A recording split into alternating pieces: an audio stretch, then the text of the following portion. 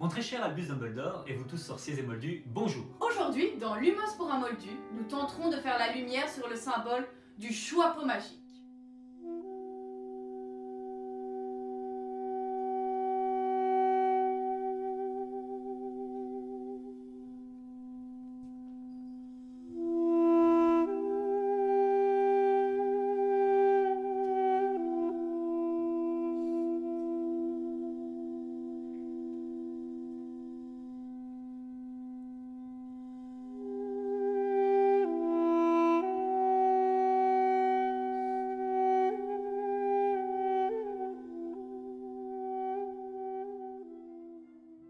Lorsqu'Harry s'avance dans la grande salle pour la première fois, sous les regards de ses futurs collègues de classe et maîtres de cours, il est submergé de stress. Son angoisse est palpable. Peut-être ne s'estime-t-il pas encore digne de compter parmi cette respectable assemblée de sorciers. Après tout, 2 mois auparavant, il était encore un être ordinaire, vivant parmi les moldus, fondu dans l'homogénéité de l'uniformité, dormant dans le placard sous l'escalier du Cat Private Drive de l'indifférence. Aujourd'hui, les regards sont tous tournés vers lui, ainsi que vers ses camarades de première année. Il ne se sent pas encore digne de toute cette attention. Vous vous rappelez, lorsque vous débarquez dans une nouvelle école, le passage du primaire au secondaire ou dans une école supérieure? Vous vous imaginiez sans doute que tout le monde vous jugeait et vous observait. Notons ce détail significatif présent dans le livre. Harry éprouvait une sensation bizarre, comme si ses jambes s'étaient soudain changées en plomb. Le plomb n'est-il pas en alchimie cet élément impur que le sorcier tente de transformer en or pur? Ah oui, tout à fait. Et je vois que tu as bien retenu tes leçons de sortilège et enchantement. À l'image des alchimistes du Moyen-Âge, Harry se sent être fait de plomb. Tout est encore à faire. Il lui reste tant de choses à vivre, tant d'épreuves à éprouver et de travail à accomplir, avant d'enfin se sentir digne de l'honneur qui lui est offert d'intégrer une telle assemblée de sorciers. Ainsi, la cérémonie de répartition va commencer. Et les élèves sont anxieux. Certains ont entendu dire qu'ils devront passer un test et que celui-ci se révèle des plus douloureux. Évidemment, il n'en est rien. Cette rumeur n'a pour but que d'accentuer l'effet dramatique de cette scène et de marquer encore plus profondément leur mémoire.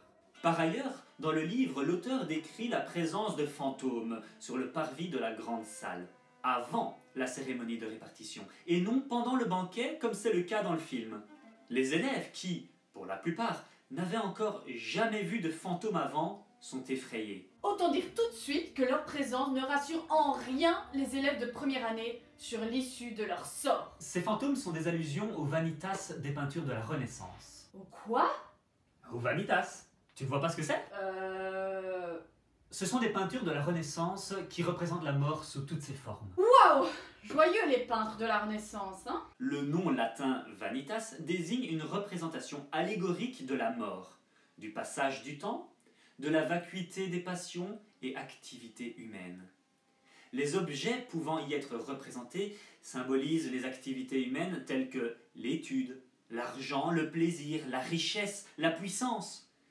Ces peintures représentent également des éléments évoquant le temps qui passe trop vite, la fragilité, la destruction et le triomphe de la mort. Ainsi, les fantômes du château Poudlard rappellent aux élèves que leur passage sur Terre est éphémère. Mais qu'est-ce que c'est vanité?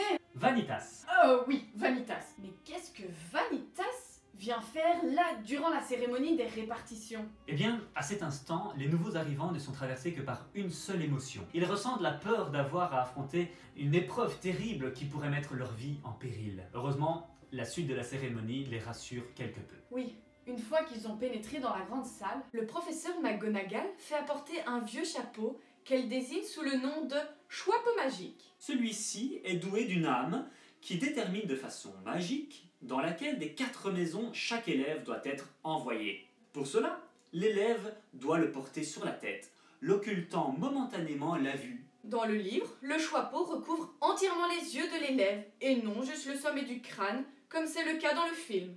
Cet étrange bandeau plonge l'élève dans l'obscurité absolue, propice à son introspective exploration. Waouh, bravo! Tu as correctement utilisé le mot introspection. Je te remercie. Introspectivement. Oui, enfin, n'en fais pas trop non plus. Mais en effet, le Choixpeau est doté d'une voix qui parle à l'impétrant, le nouvel élève, pour sonder son être profonde. À cet instant, Harry se trouve seul avec lui-même. Ses doigts sont crispés sur son tabouret. Tous ses sens sont en éveil, à l'exception de la vue.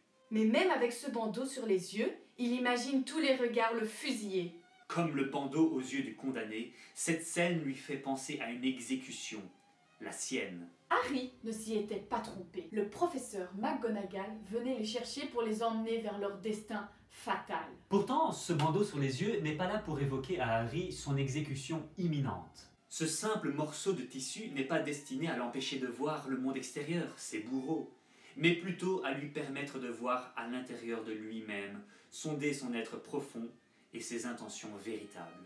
Les yeux bandés, l'homme est jeté dans un univers chaotique, privé de repères.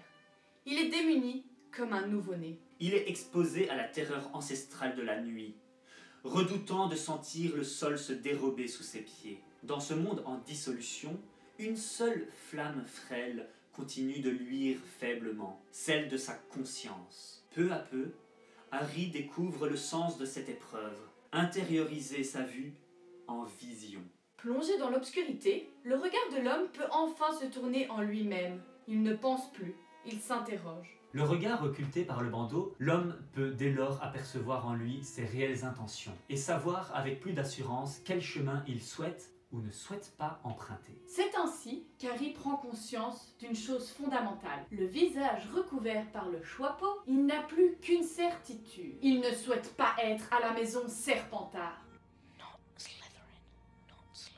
Face à lui-même, à sa conscience, à son interrogation, sa réflexion et ses doutes, Harry découvre l'origine de ses désirs et ses envies. Merci, professeur Dumbledore, pour vos enseignements. Et votre sagesse. Vous resterez à jamais dans nos cœurs et nos mémoires. Voilà, nous avons tenté de dire. Ainsi s'achève cette vidéo consacrée au Choixpeau magique. Je rappelle enfin que l'interprétation d'un symbole reste personnelle et varie selon la sensibilité de chacun. Ainsi, je vous invite à partager vos impressions ou vos réflexions en commentaire de cette vidéo. Et si vous avez aimé cette vidéo, n'hésitez pas à la liker et à vous abonner sur notre chaîne YouTube et Instagram. Merci et nous vous disons à très bientôt pour un prochain épisode de Guide symbolique à l'usage des moldus. C'était Mooney Et Phoenix dans Lumos pour un moldu. Allez, tchuss les moldus!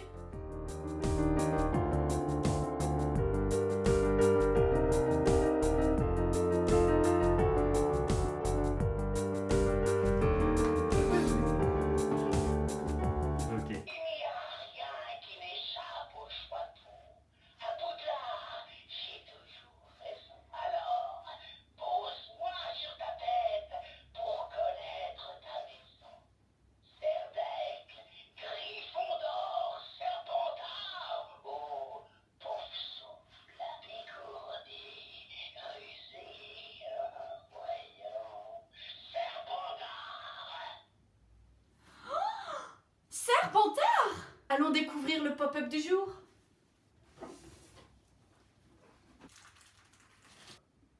Je sais pas trop qui c'est. On dirait Fleur de la Cour ou Luna. Pouvez m'aider? Débat en commentaire.